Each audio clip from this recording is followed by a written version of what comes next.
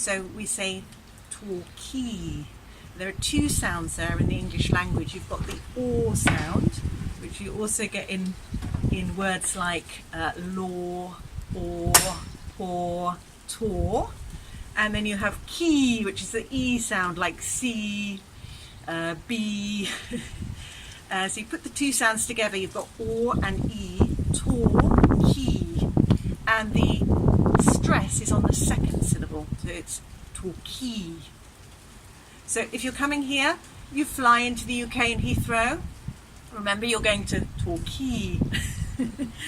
So you can pronounce that nicely. Although, of course, you'll be met at the airport, I'm sure, by your transfer taxi driver. But if you're coming down on the bus or the train, it's Torquay.